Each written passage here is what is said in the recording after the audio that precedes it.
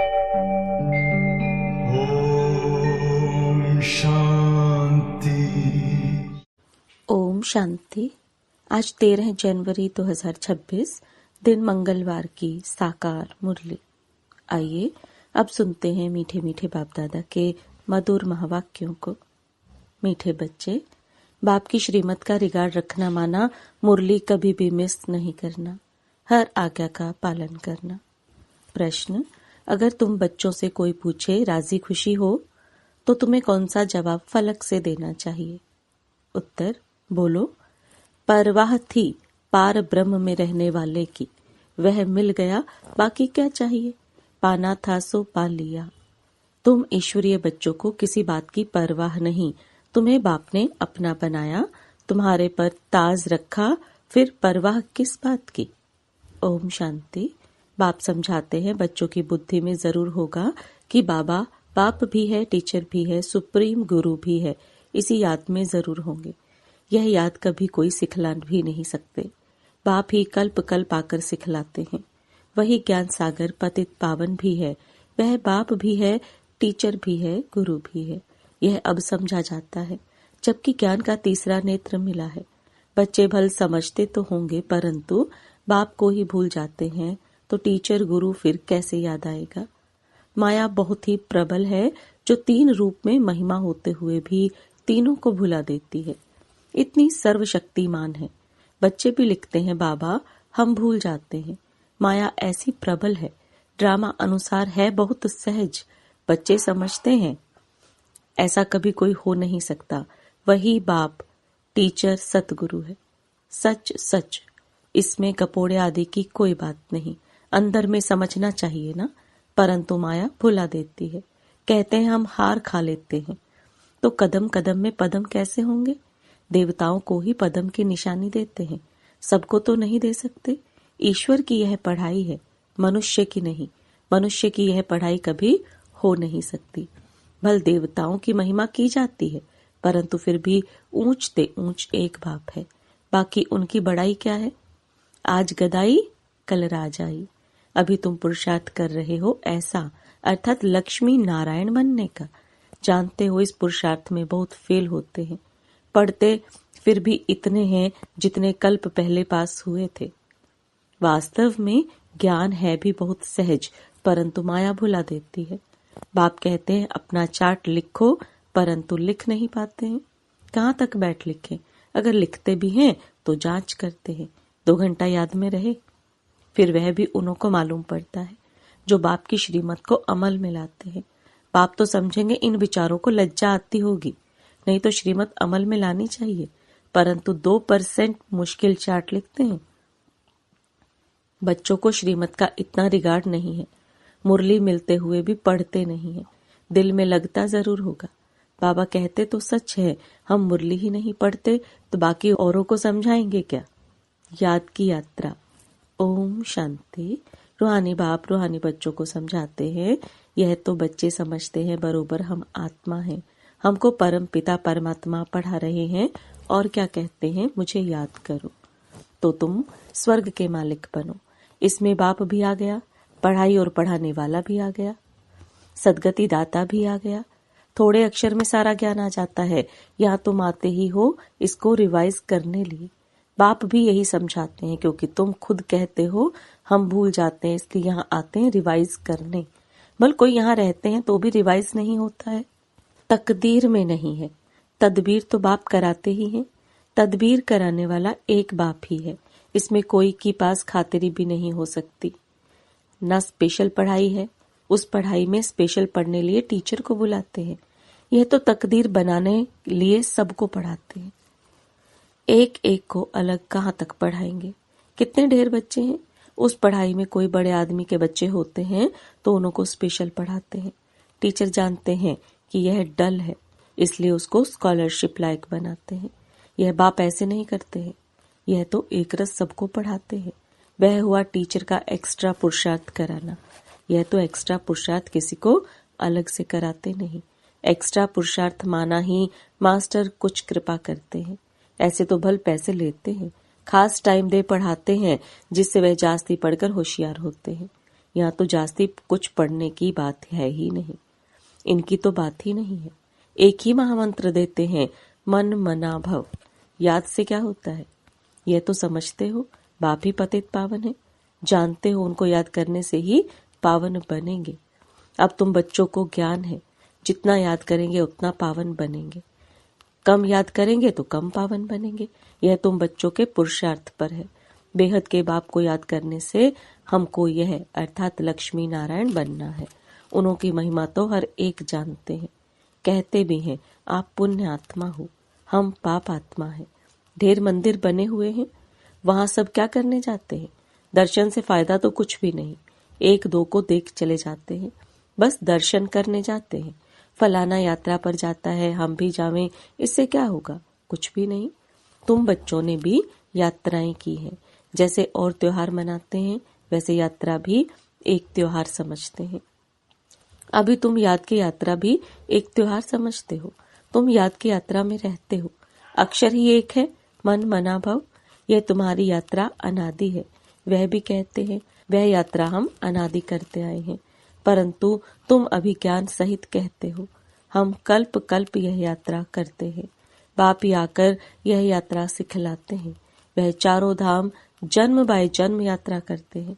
यह तो बेहद का बाप कहते हैं, मुझे याद करो तो तुम पावन बन जाएंगे। ऐसे तो और कोई कभी नहीं कहते कि यात्रा से तुम पावन बनेंगे।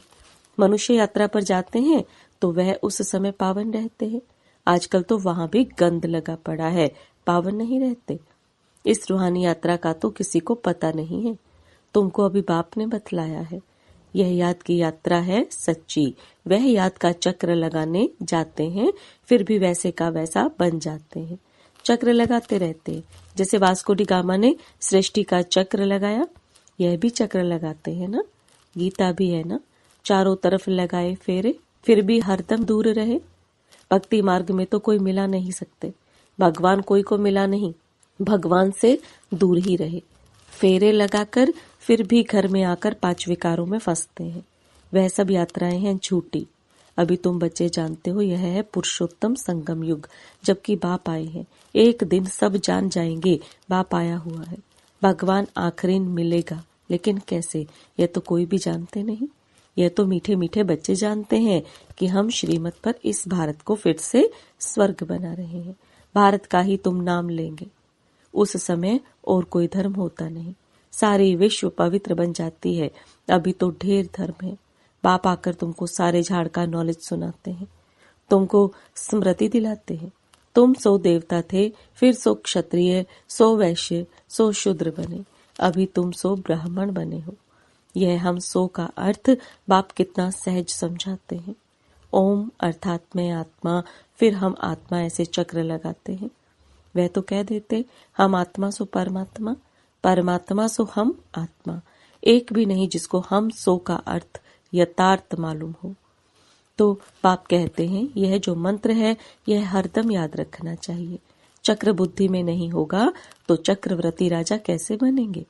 अभी हम आत्मा ब्राह्मण हैं, फिर हम सो देवता बनेंगे। यह तुम कोई से भी जाकर पूछो, कोई नहीं बताएंगे। वह तो 84 का अर्थ भी नहीं समझते। भारत का उत्थान और पतन गाया हुआ है, यह ठीक है। सतो प्रधान, सतो रजो तमो, सूर्यवंशी, चंद्रवंशी, वैश्यवंशी। अभी तुम बच्चों को सब मालूम पड़ गया है। बीज रूप बाप को ही ज्ञान का सागर कहा जाता है। वह इस चक्र में नहीं आते हैं। ऐसे नहीं हम जीवात्मा सो परमात्मा बन जाते हैं, नहीं। बाप आप समान नॉलेजफुल बनाते हैं, आप समान गॉड नहीं बनाते हैं। इन बातों को बहुत अच्छी रीति समझना है, तब बुद्धि में चक्र चल सकता है, जिसका नाम स्वदर्शन चक्र रखा है। तुम बुद्धि से समझ सकते हो हम कैसे इस 84 के चक्र में आते हैं। इसमें सब आ जाता है, समय भी आता है, वर्ण भी आ जाते हैं, वंशावली भी आती है। अब तुम बच्चों की बुद्धि में यह सारा ज्ञान होना चाहिए।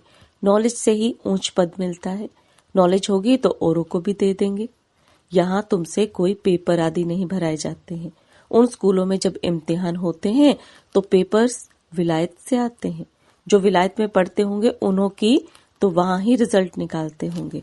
उनमें भी कोई बड़ा एजुकेशन अथॉरिटी होगा जो जांच करते होंगे पेपर्स की। तुम्हारे पेपर्स की जांच कौन करेगी? तुम खुद ही करेंगे। खुद को जो चाहो सो बनाओ, पुरुषार्थ से जो चाहो सो पद बाप से ले लो। प्रदर्शनी आदि में बच्चे पूछते हैं ना, क्या बनेंगे? देवता बनेंगे, बैरिस्टर बनेंगे, क्या बनेंगे? जितना बाप को याद करेंगे, सर्विस करेंगे, उतना फल मिलेगा। जो अच्छी रीति बाप को याद करते हैं वह समझते हैं हमको सर्विस भी करनी है, प्रजा बनानी है ना। यह राजधानी स्थापन हो रही है तो उसमें सब चाहिए। वहां वजीर होते नहीं, वजीर की दरकार उनको रहती जिनको अक्ल कम होता है। तुमको वहां राय की दरकार नहीं रहती। बाबा के पास राय लेने आते हैं, स्थूल बातों की राय लेते हैं। पैसे क्या करें, धंधा कैसे करें? बाबा कहते हैं ये दुनियावी बातें बाबा के पास नहीं ले आओ। हाँ, कहाँ दिल शिकस्त बन न जाए तो कुछ न कुछ आथत देकर बता देते हैं। यह कोई मेरा धंधा नहीं है, मेरा तो ईश्वरी धंधा है तुमको रास्ता बताने का। तुम विश्व का मालिक कैसे बनो, तुमको मिली है श्रीमत। बाकी सब है आसुरी मत। सतयुग में कहेंगे श्रीमत, कलयुग में आसुरी मत। वह है ही सुख धाम। वहां ऐसे भी नहीं कहेंगे कि राजी खुशी हो, तबीयत ठीक है। यह अक्षर वहां होते नहीं, यह यहाँ ही पूछा जाता है। कोई तकलीफ तो नहीं है, राजी खुशी हो। इसमें भी बहुत बातें आ जाती है। वहां दुख है ही नहीं जो पूछा जाए। यह है ही दुख की दुनिया। वास्तव में तुमसे कोई पूछ नहीं सकता। बल माया गिराने वाली है तो भी बाप मिला है ना। तुम कहेंगे क्या तुम खुश खैरावत पूछते हो? हम ईश्वर के बच्चे हैं, हमसे क्या खुश खैरावत पूछते हो? परवाह थी पाप ब्रह्म में रहने वाले बाप की, वह मिल गया, फिर किसकी परवाह? यह हमेशा याद करना चाहिए, हम किसके बच्चे हैं। यह भी बुद्धि में ज्ञान है कि जब हम पावन बन जाएंगे तो फिर लड़ाई शुरू हो जाएगी। तो जब भी तुमसे कोई पूछे कि तुम राजी खुशी हो तो बोलो हम तो सदैव राजी खुशी हैं। बीमार भी हो तो भी बाप की याद में हो। तुम स्वर्ग से भी जास्ती यहाँ खुश राजी हो, जबकि स्वर्ग की बादशाही देने वाला बाप मिला है जो हमको इतना लायक बनाते हैं। तो हमको क्या परवाह रखी है? ईश्वर के बच्चों को क्या परवाह? वहां देवताओं को भी परवाह नहीं।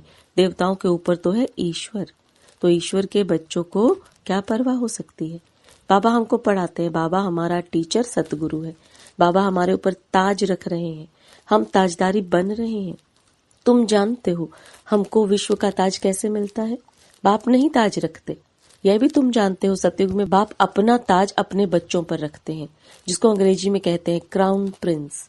यहाँ जब तक बाप का ताज बच्चे को मिले तब तक बच्चे को उत्कंठा रहेगी।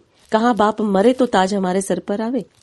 आस होगी प्रिंस से महाराजा बनो, वहां तो ऐसी बात नहीं होती। अपने समय पर कायदे अनुसार बाप बच्चों को ताज देकर फिर किनारा कर लेते हैं। वहां वानप्रस्थ की चर्चा होती नहीं, बच्चों को महलादी बनाकर देते हैं, आशाएं सब पूरी हो जाती हैं। तुम समझ सकते हो सतयुग में सुख ही सुख है। प्रैक्टिकल में सब सुख तब पाएंगे जब वहां जाएंगे, वह तो तुम ही जानो। स्वर्ग में क्या होगा?